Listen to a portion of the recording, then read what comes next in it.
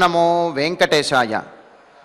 రమాకాంతరామం భవారామ రామం విరామోభిరామం ప్రశాంత ప్రకారం పరబ్రహ్మరూపం చిదానందరూపం స్ఫురచ్చారుచాపం నతోహం. సర్వసుఖ శాంతులకు నిలయమైనటువంటి వాడు, ఆనందమయ స్వరూపుడు అయినటువంటి శ్రీరామచంద్రునికి నమస్కరిస్తూ తదభిన్న స్వరూపుడైనటువంటి ఆ శ్రీనివాసుని యొక్క దివ్య అనుగ్రహ విశేషం చేత సమస్త మానవాళికి ధర్మ తత్పరతను సకల కార్యసిద్ధిని చేకూర్చాలన్నటువంటి సంకల్పంతో తిరుమల తిరుపతి దేవస్థానం వారు నిర్వహిస్తున్నటువంటి శ్రీమద్ రామాయణం అయోధ్యాకాండ ప్రవచన పారాయణ కార్యక్రమంలో నేటికి మనం 288వ రోజులోకి ప్రవేశించాం. ఈ కార్యక్రమంలో ముందుగా చక్కటి అన్నమాచార్యుల వారి సంకీర్తనను శ్రవణం చేద్దాం. ఓం నమో వెంకటేశాయ.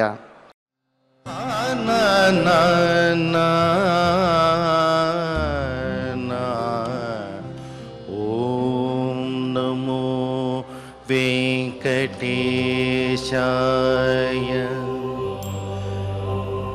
రామాయ రామభద్రాయ రామాయ రామభద్రాయ రామచంద్రాయ వేదసే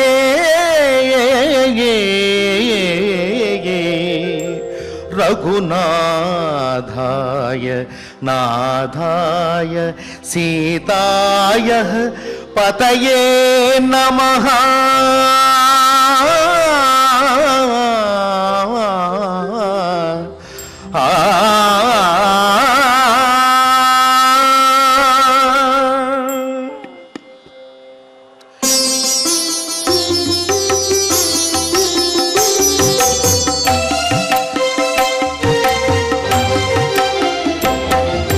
జపించరే సర్వజనులు ఈ నామము, జపించరే సర్వజనులు ఈ నామము. తమరపములు పుణ్యాలకు రామనామము. జపించరే సర్వజనులు ఈ నామము.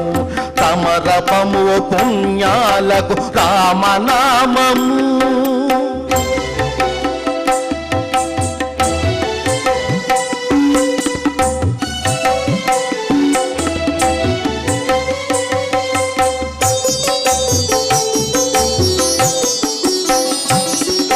శాంతికరము రామచంద్ర నామము, శాంతికరము రామచంద్ర నామము.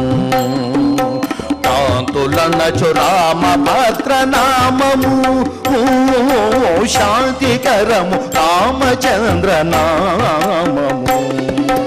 కాంతులనచు రామభద్ర నామము. ఎంత సుఖమిచ్చు రఘువీర నామము. ఎంత సుఖమిచ్చు రఘువీర నామము. భూమి చింత తీర్చునదివో శ్రీరామనామము. చింత తీర్చునదివో శ్రీరామనామము. జపించరే సర్వజనులు ఈ నామము. తమరపములు పుణ్యాలకు రామనామము.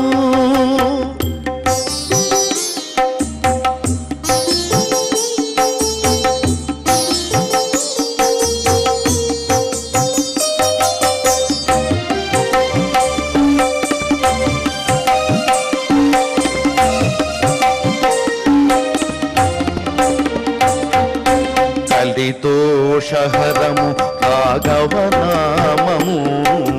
కలిదోషహరము రాఘవనామము. సర్వఫలదము సీతాపతి నామము. కలిదోషహరము రాఘవనామము. సర్వఫలదము సీతాపతి నామము. కులక శోభనము కాకూచ నామము. కులక శోభనము కాకూచ నామము. అనిరలమైన తిదివో రామనామము. తొలక శోభనము కాకుశనామము అనిదలమైనదిదివో రామనామము జపించదే సర్వజనులు ఈ నామము తమరపములు పుణ్యాలకు రామనామము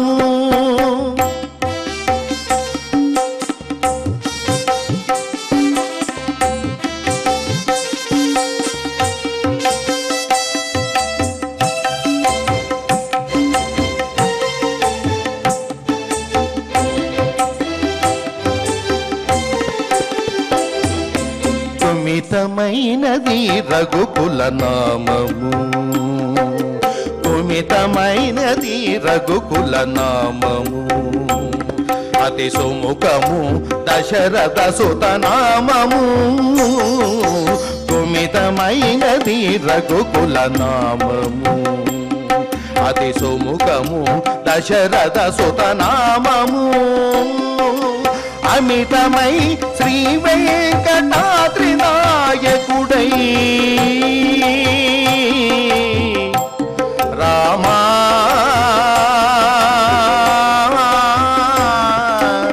శ్రీరామ రామ రామేతి రమే రామే మనో రమే సహస్రనామ తత్తుల్యో శ్రీరామ నామ వరాననే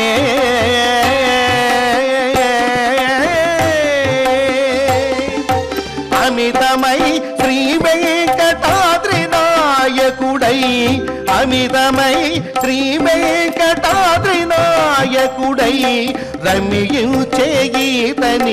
రామనామము అమితమై శ్రీ వెంకటాద్రి నాయకుడై రమ్యుచేయితని రామనామము జపించదే సర్వజనులు ఈ నామము తమరపమును పుణ్యాలకు రామనామము జపించదే సర్వజనులు ఈ నామము రామా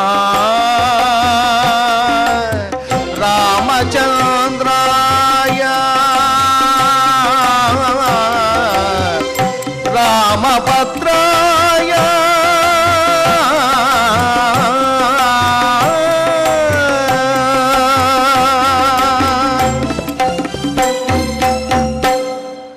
సంకీర్తనను ఎంతో చక్కగా శ్రవణం చేశాం. ఇక ఇప్పుడు శ్రీ గురు ధ్యానపూర్వకంగా సంకల్ప వాక్యాలను అందరము కలిసి పలుకుతూ ఈ కార్యక్రమాన్ని ప్రారంభం చేసుకుందాం.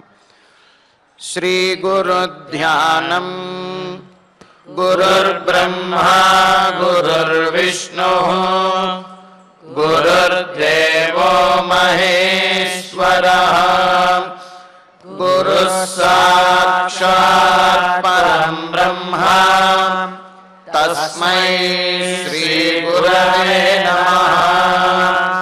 శ్రీనివాస ధ్యానం శ్రీ వెంకటాద్రి నిలయః కమలాకాముకః పుమాన్ అభంగుర విభూతిర్నః తరంగయతు మంగళం. అథ సంకల్పః శ్రీమదాదివరాహ క్షేత్రే విరాజమానస్య శ్రీ పద్మావతి జానేః అఖిలాండ కోటి బ్రహ్మాండ నాయకస్య శ్రీరామచంద్ర రూపాంతరస్య భగవతః శ్రీ వెంకటేశ్వర స్వామినః సన్నిధౌ హనుమత్ సీతా లక్ష్మణ భరత శత్రుఘ్న పరివార సమేత శ్రీరామచంద్ర పరబ్రహ్మణః పరిపూర్ణానుగ్రహేణ అస్మిన్ భువనే సమస్తాదివ్యాధీనాం నివారణార్థం भारतवर्षे विद्या वित्त वाणिज्य कृषि वैद्य वैज्ञानिक देशरक्षणादिरङ्गेषु विद्यमानानाम्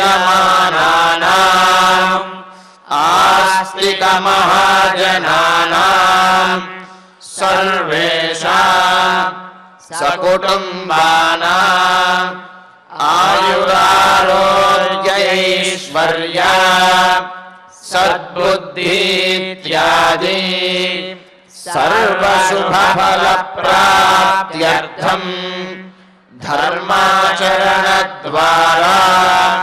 श्रीरामराज्यस्य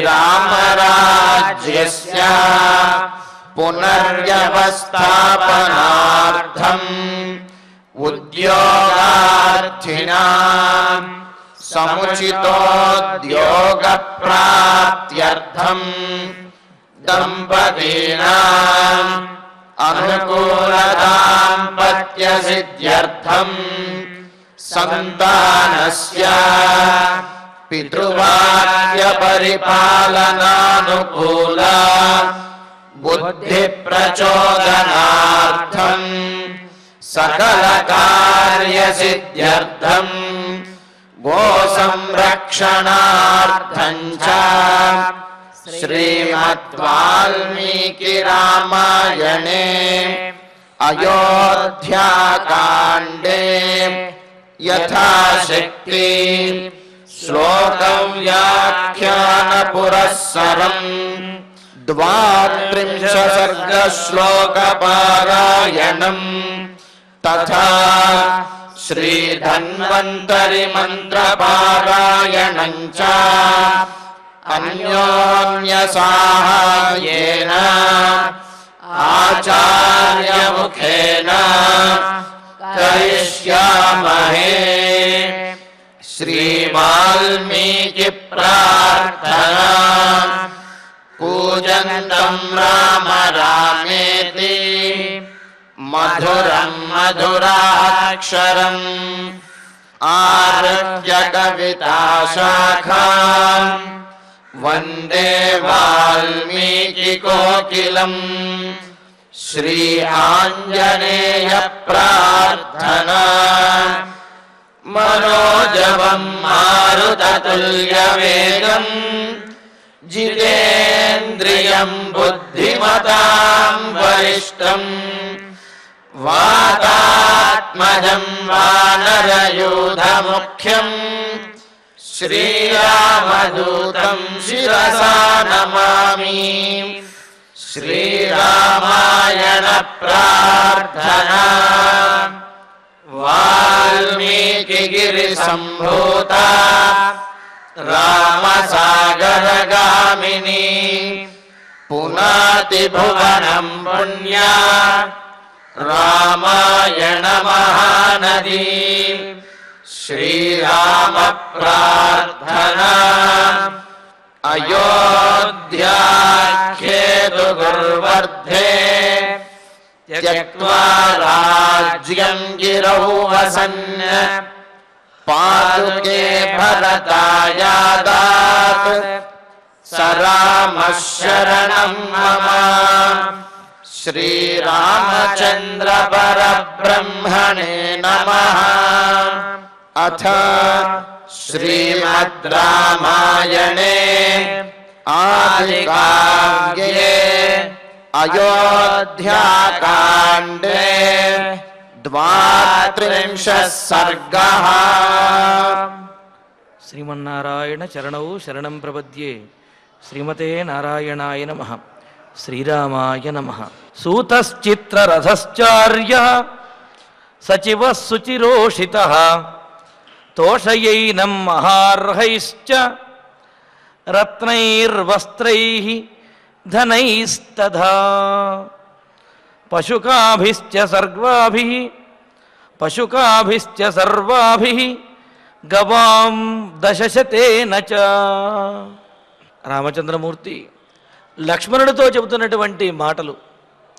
తాము వనవాసానికి బయలుదేరుతున్నాం కావున తమ యొక్క ద్రవ్యములు తమ సంపదలు అన్నీ కూడా ఉపయోగపడే విధంగా ఉండాలి.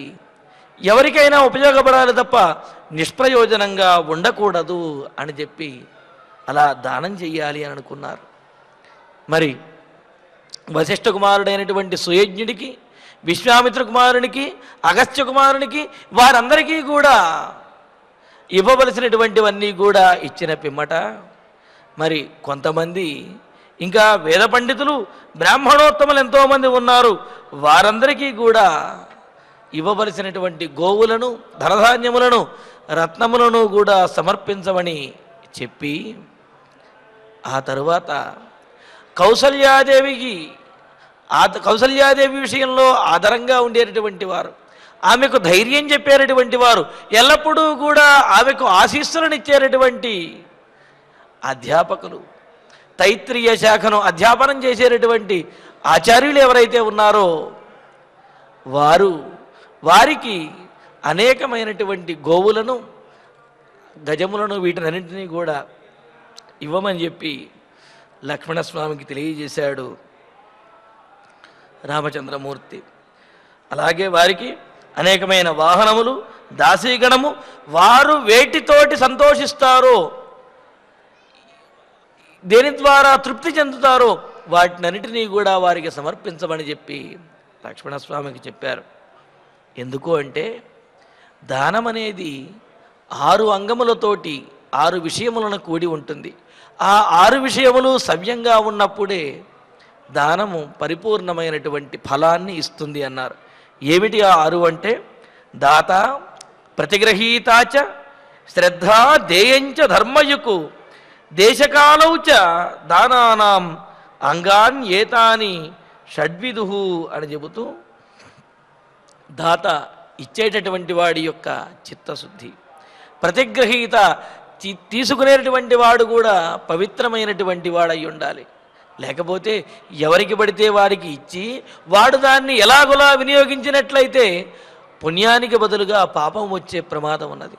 కావున దానం చెయ్యడంలో ఆ గ్రహించేవాడు కూడా యోగ్యమైనటువంటి వాడు అయినట్లయితే ఆ దాన ఫలం అనేది పరిపూర్ణంగా వస్తుంది అని. శ్రద్ధ దేయంచ ధర్మయుక్వ శ్రద్ధ, శ్రద్ధయా దేయం అని ఇంతకుముందు కూడా అనుకున్నాం.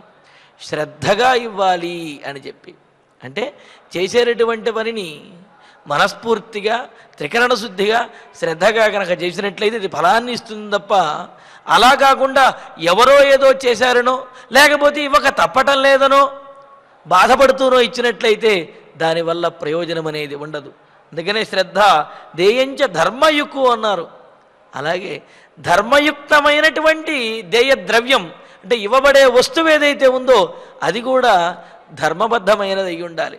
అలా కాకుండా అధర్మబద్ధమైనటువంటి ద్రవ్యాన్ని కనుక ఇచ్చినట్లయితే పుచ్చుకున్నటువంటి వాడికి కూడా దాని యొక్క ఫలం అనేది వస్తుంది. దాని యొక్క దుష్ఫలమైతే దుష్ఫలము అది వచ్చే అవకాశం ఉంటుంది. కావున ఇచ్చేటటువంటి ద్రవ్యం ఏదైతే ఉందో అది ధర్మయుక్తమైనది అయి ఉండాలి.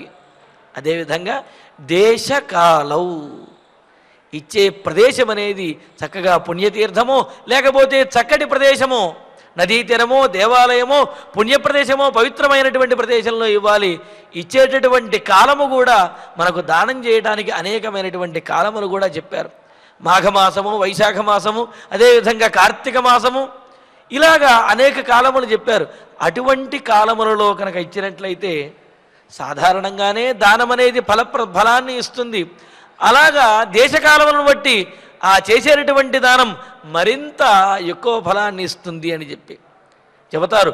గంగానదీ తీరంలో కానీ, దేవాలయంలో కానీ, పుణ్యతీర్థంలో కానీ, పుణ్యక్షేత్రంలో కానీ చేసినటువంటి దానము 1,000,000 రెట్లు ఫలాన్ని ఇస్తుంది అని చెప్పి మనకు మత్స్యపురాణంలో తెలియజేశారు. ఇలాగా ఆయా దానములు ఏవైతే ఉన్నాయో దానములలో 6 విషయములను దృష్టిలో పెట్టుకుని ఇచ్చేటటువంటి దాత, తీసుకునేటటువంటి ప్రతిగ్రహీత, శ్రద్ధ, ఇవ్వబడేటువంటి వస్తువు ధర్మబద్ధమై ఉండటము, దేశము, కాలము, ఆయా ఉత్తమమైనటువంటి ప్రదేశము, ఉత్తమమైనటువంటి కాలము, ఈ 6 విషయములు కనుక సవ్యంగా ఉన్నట్లయితే, సముచితంగా కనుక ఉన్నట్లయితే ఆ చేసినటువంటి దానము పరిపూర్ణమైనటువంటి ఫలాన్ని ఇస్తుంది అని అన్నారు. అందుకనే మన పెద్దవాళ్ళు కూడా ఎక్కడికైనా పుణ్యక్షేత్రాలకు కానీ యాత్రలకు వెళ్ళినప్పుడు సహజంగా యాత్రలకు వెళ్ళినప్పుడు కాస్త ఎక్కువగా ధనం ఖర్చు అవుతూ ఉంటుంది. కానీ ఆ యాత్రలకు వెళ్ళినప్పుడే దాన ధర్మాలు అవన్నీ కూడా చేస్తూ ఉంటారు. ఎందుకు అంటే అటువంటి పుణ్యక్షేత్రాల్లో చేసినటువంటి దాన ధర్మాలు అనేవి ఎక్కువ ఫలాన్ని ఇస్తాయి కావున. అలాగా మరి ఇక్కడ రామచంద్రమూర్తి లక్ష్మణస్వామితో చెబుతున్నాడు, ఎవరైతే ప్రతిగ్రహీతలు ఉన్నారో వాళ్ళందరూ కూడా తపస్సంపన్నులైనటువంటి నిత్యకర్మానుష్ఠాన నిరతులైనటువంటి సాత్విక గుణ సంపన్నులైనటువంటి మహాత్ములు వాళ్ళందరూ కూడా. మరి వాళ్ళందరికీ దానం చేయటం, అది కూడా శ్రద్ధగా దానం చేయటం. ఏదో అరణ్యవాసానికి వెళుతున్నాం కావున బాధపడుతూనో అయ్యో వీటినన్నింటినీ కూడా మేము వాడుకోవలసి ఉన్నది, మేము వాడుకోవడానికి వీల్లేదు, ఏం చేస్తామని చెప్పి పక్కవాడికి ఇచ్చేయటమో ఇలా కాకుండా శ్రద్ధగా అవతలి వాడికి వినియోగపడాలి, అవతల వారు సంతోషించాలి, తృప్తి చెందాలి అనే ఉద్దేశంతో ఇవ్వమని చెప్పి అంటున్నాడు. ఏమని? ఎప్పటి వరకు అయితే తృప్తి కలుగుతుందో అప్పటి వరకు, తృప్తి చెందే వరకు వారికి కావలసినవన్నీ కూడా సమర్పించు లక్ష్మణ అని చెప్పి అన్నారు. అంటే మరి అనేకమైన గోవులను అలాగే గజములను వీటిని కూడా ఇచ్చారు కదా, వాటి వల్ల ఫలాన్ని కూడా చెబుతూ హస్త్యశ్వం గాం అనడ్వాహం మణిముక్తాది కాంచనం అని మొదలుపెట్టి మనకు మత్స్యపురాణంలో చెబుతున్నారు.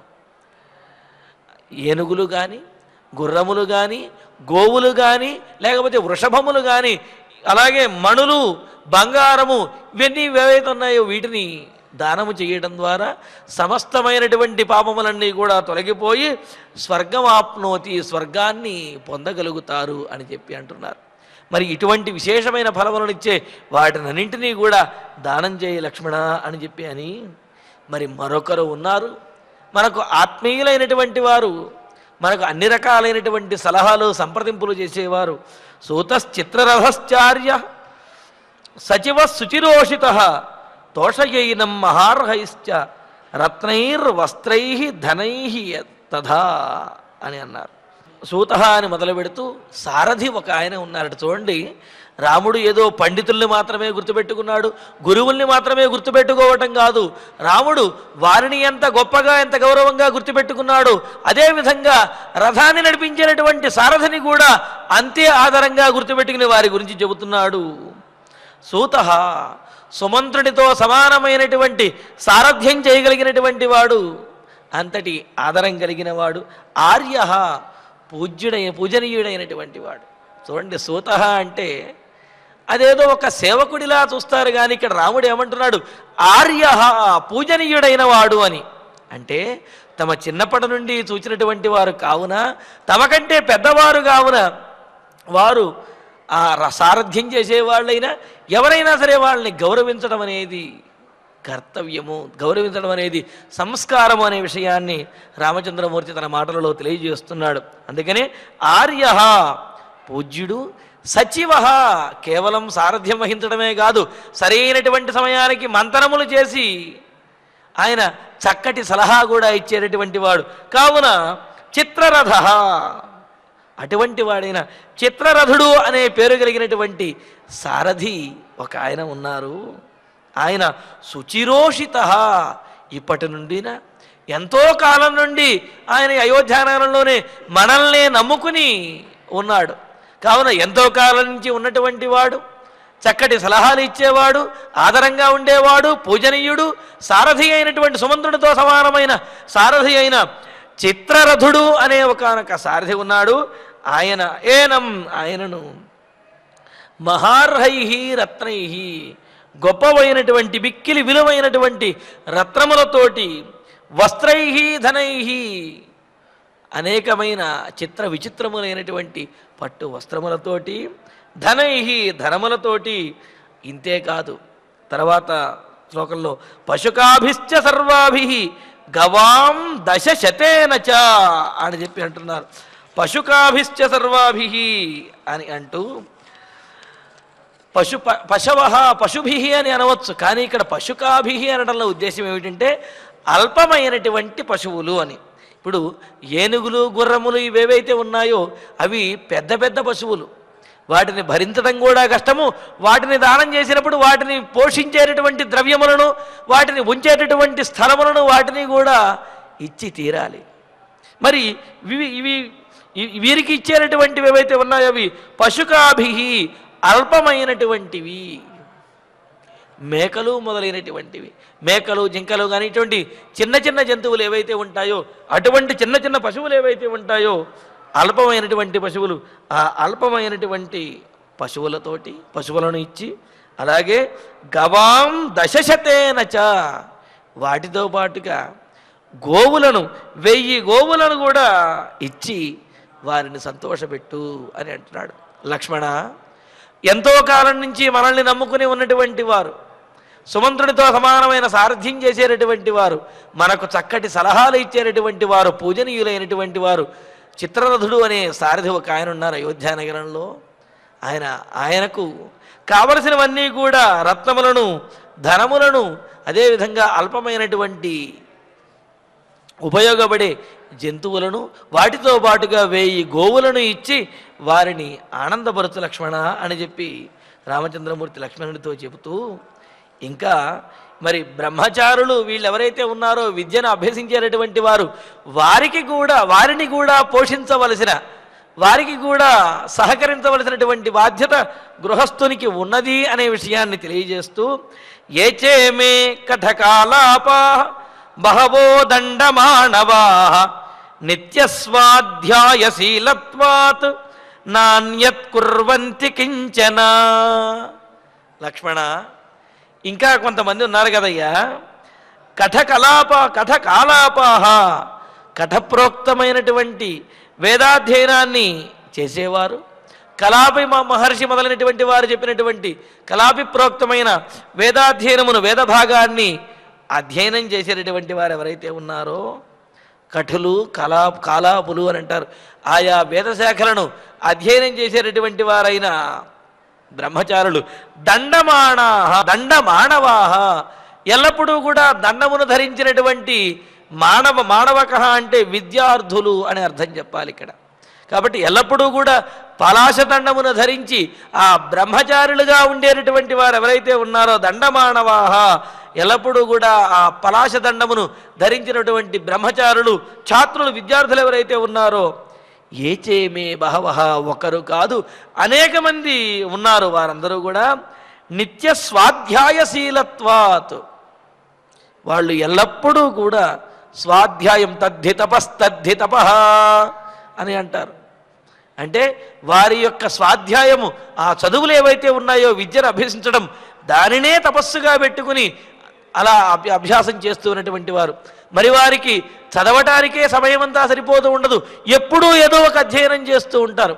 మరి అలా అధ్యయనం చేసేవారు తిరిగి లేకపోతే మరో ఏదో ఉద్యోగం చేస్తూనో వాళ్ళు సంపాదించలేరు కదా.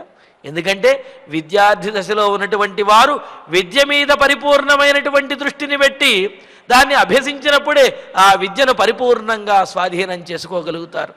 అంతేగాని కొంతసేపు చదవటం, మరి కొంతసేపు సంపాదించుకోవటము ఇలా మొదలు పెడితే ఎప్పుడైతే సంపాదన మొదలైందో అప్పుడు ఈ విద్య మీద దృష్టి కొంత తగ్గేటటువంటి అవకాశం ఉన్నది. మరి అలాంటప్పుడు ఏం చేయాలండి? మరి వాళ్ళు చదువుకోవటానికి ఏదైనా ఆసరా కావాలి కదా. చదువుకోవటానికి వాళ్ళకి ఆహార పదార్థములు, అదేవిధంగా వాసము, నివాసము ఇవన్నీ కావాలి కదా. అంటే వాటినన్నింటినీ ఏర్పాటు చేయవలసినటువంటి బాధ్యత రాజుది అని చెబుతున్నాడు. ఇంకా చెప్పాలంటే గృహస్థులకి ఆ ధర్మం ఉన్నది అని అంటున్నారు. అందరికీ తెలిసే ఉంటుంది, పూర్వము వారాలు చేసుకుంటూ చదువుకుంటూ ఉండేవాళ్ళు. వారాలు చేసుకోవటము అంటే అక్కడ ఆయా విద్యా సంస్థల్లో చదివేటటువంటి విద్యార్థులు అక్కడ ఆ ప్రాంతంలో ఉన్నటువంటి పెద్దవాళ్ళు ఎవరైతే ఉంటారో వాళ్ళ యొక్క ఇళ్లలో సోమవారం ఒకళ్ళ ఇంట్లో, మంగళవారం ఇంకొకళ్ళ ఇంట్లో, బుధవారం ఇంకొకళ్ళ ఇంట్లో అని చెప్పి ఒక్కొక్క వారం ఒక్కొక్క ఇంట్లో ఆ భోజనము చెప్పుకుని ఆ భోజనం చేస్తూ వాళ్ళు చక్కగా చదువుకుంటూ ఉండేవాళ్ళు. మరి అలా పోషించడం కూడా గృహస్థుని యొక్క ధర్మము అని అంటున్నారు.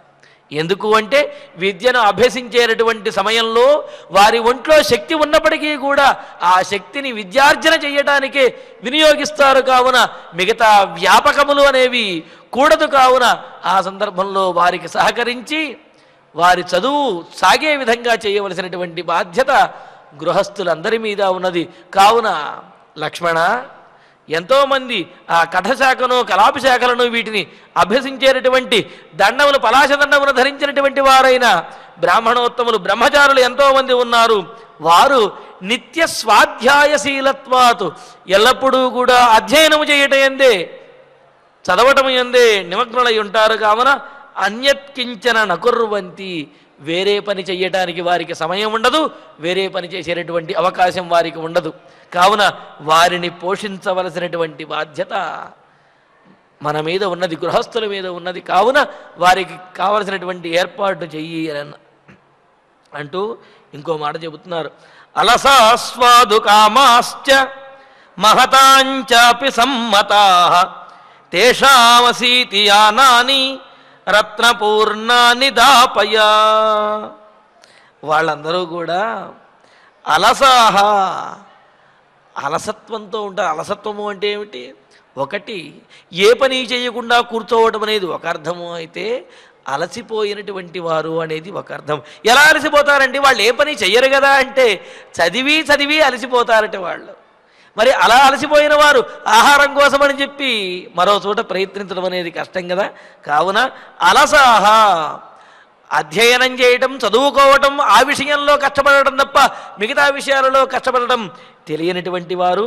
స్వాదుకామాశ్చ, ఎంతగా అయితే అధ్యయనం చేయటంలో నిరతులయ్యి ఉంటారో, ఎంతగా వారు చదువుతారో అంతగా స్వాదుకామాహ, ప్రీతి భోజనాన్ని వాళ్ళు ఇష్టపడతారట. చక్కటి భోజనం ఉంటే బాగుండు అని చెప్పి అనుకుంటారట. అంటే ఏమిటి?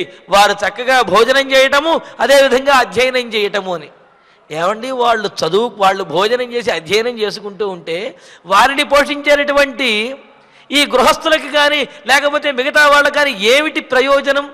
వాళ్ళు తింటారు, చదువుకుంటారు, దానివల్ల మనకొచ్చే ప్రయోజనం ఏమిటి అని అంటే, వాళ్ళు చేసేటటువంటి అధ్యయనం ఏదైతే ఉన్నదో ఆ అధ్యయనము ధర్మపరమైనటువంటి అధ్యయనము. అలా ధర్మపరమైనటువంటి అధ్యయనం చేయటం ద్వారా లోకమంతా కూడా సుభిక్షంగా ఉంటుంది. కావున లోక కళ్యాణాన్ని కోరుకునేటువంటి వారు ధర్మపరమైనటువంటి అధ్యయనాన్ని ఎవరైతే చేస్తూ ఉంటారో విద్యార్థులు, ఆ విద్యార్థులందరినీ కూడా పోషించవలసినటువంటి బాధ్యత ఉన్నది. తద్వారా ధర్మం అనేది నిలబడుతుంది అని. మరి అంతగా వారు అధ్యయనం పరంపరగా అధ్యయనం చేయడం ద్వారా వారి ద్వారా అనేకమైనటువంటి విషయాలు సమాజంలో తెలుస్తూ ఉంటాయి. ఈ విధంగా వారు చదువుకుని వారు ఉద్ధరింపబడటమే కాకుండా తాము అంత కష్టపడి చదువుకున్నాము, తమను వేరే వారు పోషించారు అనే కృతజ్ఞత ఏదైతే ఉందో ఆ కృతజ్ఞతతోటి వారు సమాజంలో చక్కటి పౌరులుగాను అదేవిధంగా ఇంకా పౌరులను తీర్చిదిద్దే విధంగాను ఉంటారు. కావున అటువంటి బ్రహ్మచారులు విద్యార్థులు ఎవరైతే విద్యా నిరతులై ఉన్నారో వారిని పోషించాలి. వారిని పోషించవలసినటువంటి బాధ్యత గృహస్థులకు ఉన్నది అని చెప్పి అన్నారు. అలాగా మరి కావున అలసా స్వాదుకామాశ్చ మహతాంచాపి సమ్మతాః అని అంటూ, స్వాదుకామాః పాలు పెరుగు మొదలైనటువంటి రుచికరమైనటువంటి పదార్థములని వాళ్ళు కోరుకుంటారు. అందుకనే వాళ్ళకి 1000 గోవులను ఇవ్వమని చెప్పి తర్వాత శ్లోకంలో వస్తుంది. వాళ్ళకి గోవులను కూడా ఇవ్వమని కూడా చెబుతారు. మహతాంచాపి సమ్మతాః, పైగా వాళ్ళు మహాత్ములకు కూడా అంగీకారయోగ్యమైనటువంటి వాళ్ళు. అంటే మహాత్ములు కూడా ఆ విధంగా అధ్యయనం చేసే కఠశాఖను కలాపి శాఖను అధ్యయనం చేసేటటువంటి, అంటే అది ఒకటే అని కాదు, ఏ విద్యనైనా సరే అధ్యయనం చేసేటటువంటి బుద్ధిమంతులైనటువంటి విద్యార్థులు ఎవరైతే ఉంటారో వారిని పోషించడం ద్వారా వీరికి విద్యాభివృద్ధి, వీరి కుటుంబంలో ఉన్నటువంటి వారికి, వీరి వంశంలో ఉన్నటువంటి వారికి కూడా విద్యాభివృద్ధి కలుగుతుంది అని చెప్పి మనకు శాస్త్రములు తెలియజేస్తున్నాయి.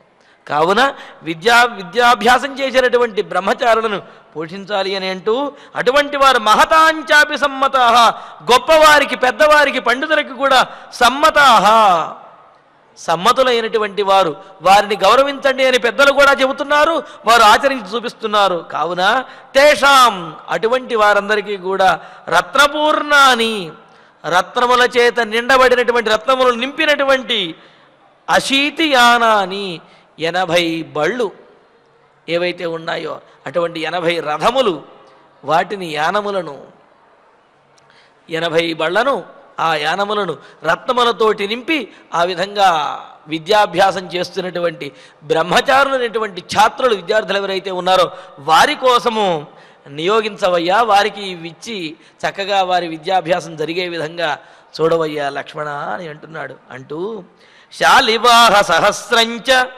ద్వేషతే భద్రకాంస్తథా వ్యంజనార్థంచ సౌమిత్రే గోసహస్రముపాకురు. మరి వారికి కావలసినటువంటి ఏర్పాట్ల కోసం ఈ రత్నములు ధనములు వీటిని ఇచ్చారు. మరి వారికి కావలసినటువంటి ఆహారం కోసం కూడా ద్రవ్యములు ఇవ్వాలి కదా, దానికోసమని శాలివాహ సహస్రంచ. శాలివాహము అంటే ఒడ్లు అన్నమాట, వరిధాన్యము, వరిధాన్యములతో నిండినటువంటి సహస్రంచ 1000 ఎడ్ల బళ్లను, ఎద్దులు అంటే వృషభములు కట్టబడినటువంటి శకటములు ఏవైతే ఉన్నాయో అటువంటి శకటములను ద్వేషితే భద్రకాన్, అలాగే 200 వృషభములు. వేటి కోసము? భద్రకాన్ అన్నారు, వ్యవసాయం చేయటం కోసము. వ్యవసాయాన్ని చేయించి తద్వారా వచ్చినటువంటి ఫలసాయాన్ని భుజించి మరి చదువుకునే విద్యార్థులు ఎవరైతే ఉంటారో వారికి వినియోగించడం కోసం అని చెప్పి ద్వేషితే భద్రకాన్ 200 ఈ వృషభములు ఏవైతే ఉన్నాయో వ్యవసాయానికి యోగ్యమైన వృషభములు వాటిని దాపయా, వారందరికీ కూడా ఇప్పించవయ్యా లక్ష్మణ అని చెబుతూ సౌమిత్రే వ్యంజనార్థం, బాగానే ఉన్నది, 1000 బళ్ళ నిండా వరిధాన్యము వీటిని ఇప్పించమన్నారు. కేవలము ధాన్యమును తినలేరు కదా, ఆ ధాన్యములోకి మనకు వ్యంజనము అంటే కూర అంటారు కదా, కూర పప్పు మొదలైనటువంటివి వీటిని ఏర్పరచాలి కదా, వాటి కోసం అని చెప్పి వ్యంజనార్థం, ఆ ఆహారంలో కలుపుని రుచిగా భుజించడం కోసమని, అంటే పాలు పెరుగు నెయ్యి మొదలైనటువంటి వాటి కోసము గోసహస్రం ఉపాకురు, 1000 గోవులను వారందరికీ కూడా సమర్పించి వారిని పోషించు లక్ష్మణ అని చెప్పి అంటున్నాడు.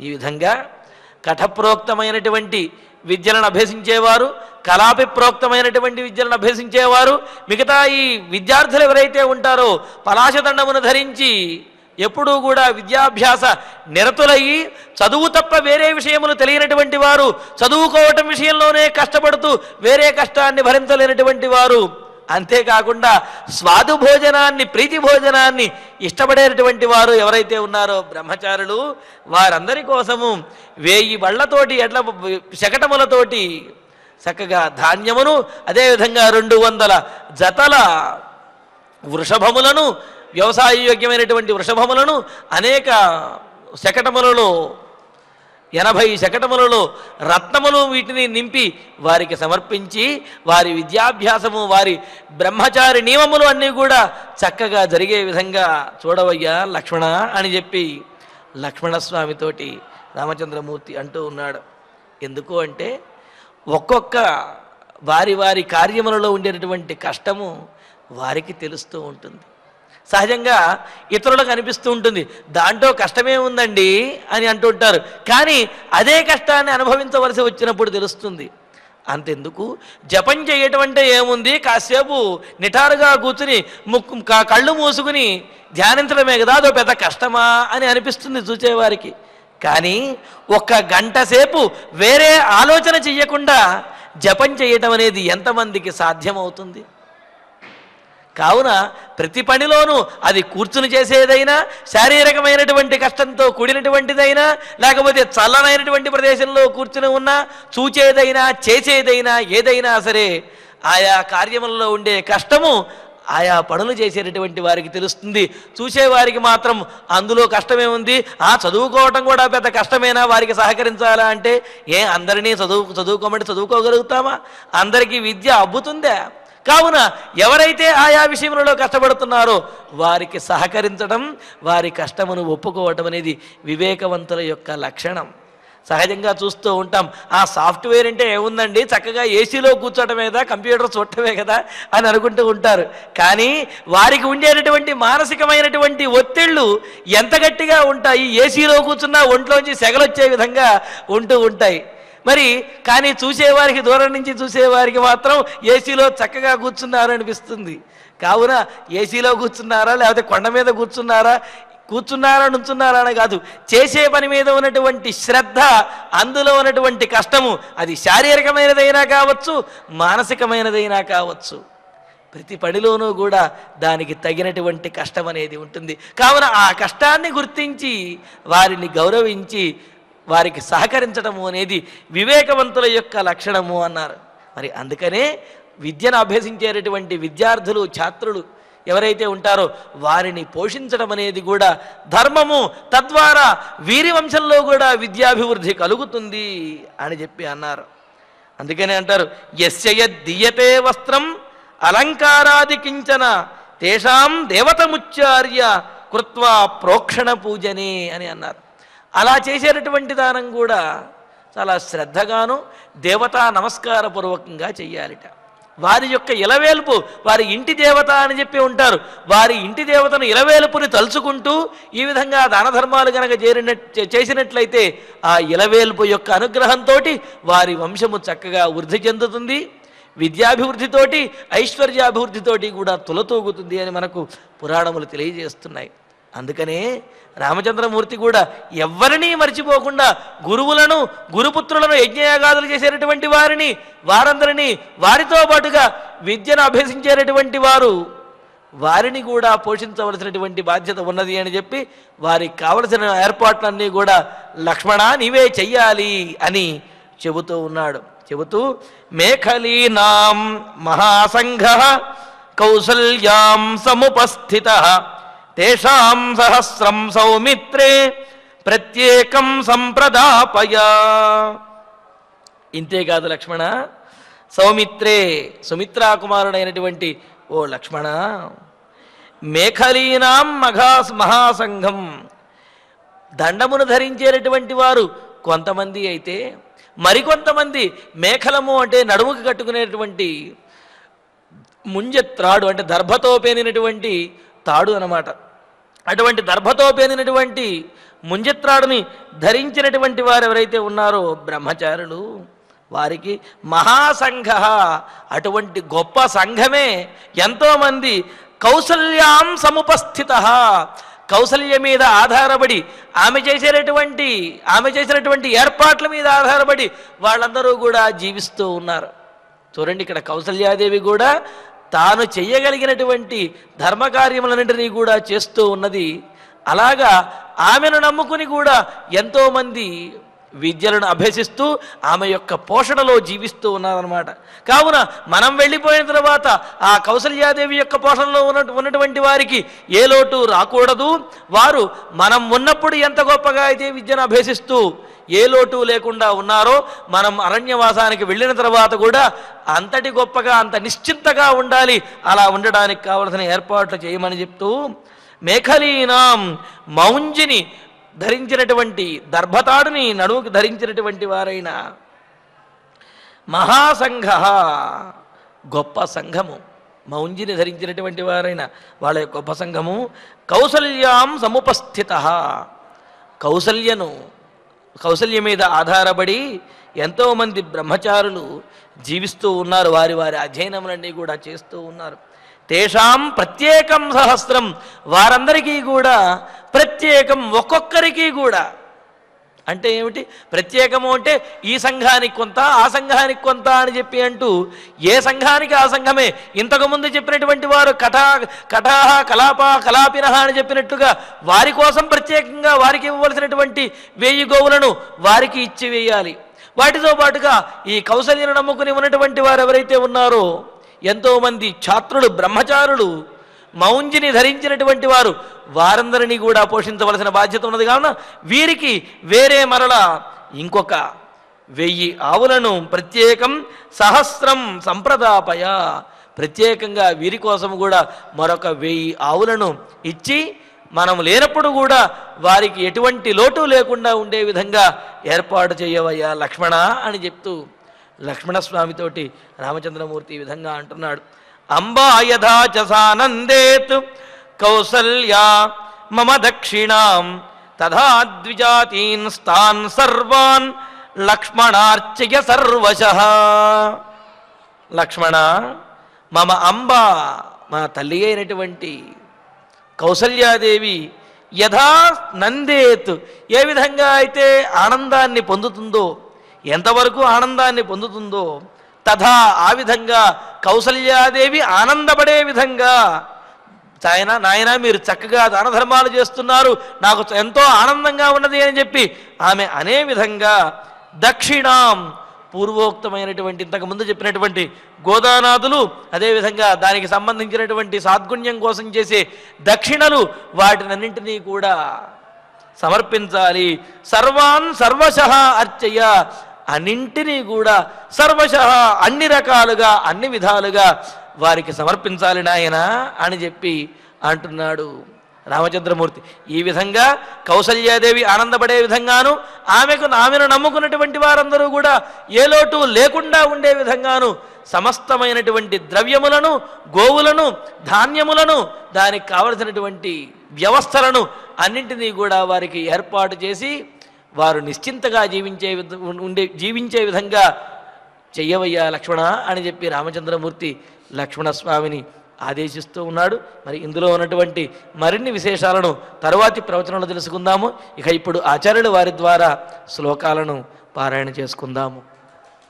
సూతః సూతః చిత్రరథశ్చార్యః చిత్రరథశ్చార్యః సచివః సచివః శుచిరోషితః శుచిరోషితః తోషయేనం ఓషయేనం మహార్హైశ్చ మహార్హైశ్చ రత్నైర్వస్త్రైః రత్నైర్వస్త్రైః ధనైస్తథా ధనైస్తథా పశుకాభిశ్చ పశుకాభిశ్చ సర్వాభిః సర్వాభిః దవాం తవాం దశశతేన చ దశశతేన చ ఏ చేమే ఏ చేమే కఠకాలాపాః కఠకాలాపాః బహవః బహవః దండమానవాః దండమానవాః నిత్యస్వాధ్యాయ నిత్యస్వాధ్యాయ శీలత్వాత్ శీలత్వాత్ నిత్యస్వాధ్యాయ శీలత్వాత్ నిత్యస్వాధ్యాయశీలత్వాత్ నాన్యత్ నాన్యత్ కుర్వంతి కించన కుర్వంతి కించన అలసాః అలసాః స్వాదుకామాశ్చ స్వాదుకామాశ్చ మహతాం చాపి మహతాం చాపి సమ్మతాః సమ్మతాః తేషాం తేషాం అశీతియానాని అశీతియానాని రత్నపూర్ణాని రత్నపూర్ణాని దాపయా దాపయా శాలివాః శాలివాః సహస్రం చ సహస్రం చ శాలివాః సహస్రం చ శాలివాః సహస్రం చ ద్వేషతే ద్వేషతే భద్రకాంస్తథా భద్రకాంస్తథా వ్యంజనార్థం చ వ్యంజనార్థం చ సౌమిత్రే సౌమిత్రే గోసహస్రం గోసహస్రం ఉపాకురు ఉపాకురు